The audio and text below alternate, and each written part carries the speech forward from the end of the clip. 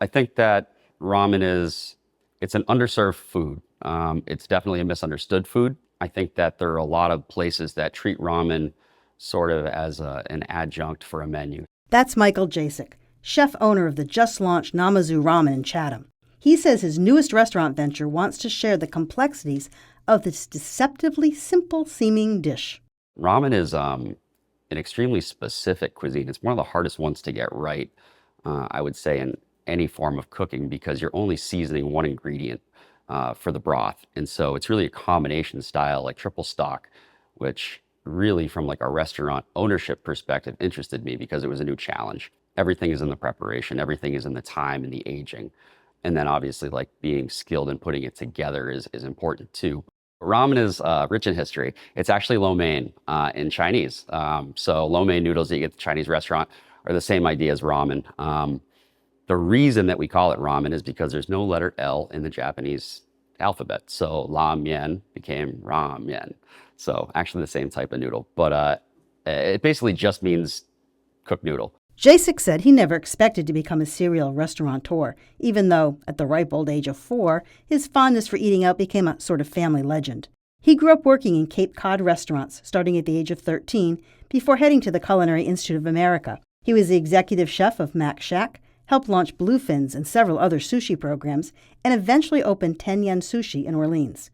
And it was, in fact, a sushi trip to Japan that triggered an interest in the art of ramen.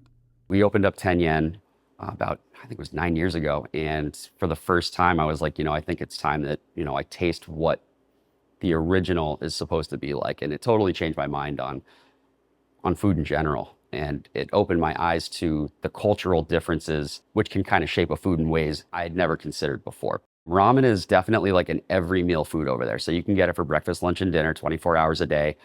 Generally, there's always a ramen shop in Tokyo within 3 blocks, I would say, that would be open. You'll always be able to get one of 3 different dishes, gyoza, fried rice, or ramen. We were in Japan anyways for kind of our sushi excursions and trying to make or develop new relationships over there.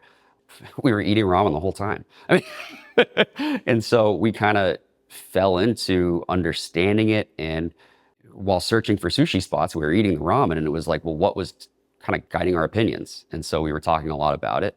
And eventually it was like, this would really do okay. And it became a challenge. And so once we kind of figured it out and got there, we were off to the races. We just kept pushing it and seeing what was possible. Our 2 restaurants are focused on the same sort of idea in that we want to do one type of food well. You can't get ramen at 10 Yen. You can't get sushi at Namazu. We don't offer vegetarian broths. We don't offer gluten-free noodles. We're trying to remain very, very true to the Tokyo style. So what is traditional Tokyo style ramen? I would say it's always going to be a soup broth based off dashi, a meat, whether it be pork or chicken, an aromatic oil of some sort, and then finishing agents, whether they be negi, egg, menma, chasu, but really the stock, the noodles, and then the toppings. The stock itself is based off a tare, which is either a soy, salt, or acid-based sort of seasoning agent. An aromatic oil, which is generally the same protein you're going to serve inside the bowl.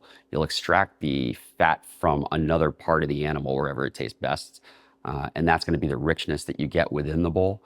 And then obviously you have your dashi, which is going to be the Japanese mother stock, which provides the smokiness, the umami, and kind of ties the whole thing together. Very different from sushi in the sense that, when we're creating our sushi at 10 Yen, everything is about doing it at the last second. It's about preserving umami and trying to give up a higher quality product based on not preparing ahead of time, if that makes sense. Whereas ramen is very much the opposite. The new restaurant had a soft opening in April and expects to be fully open in May.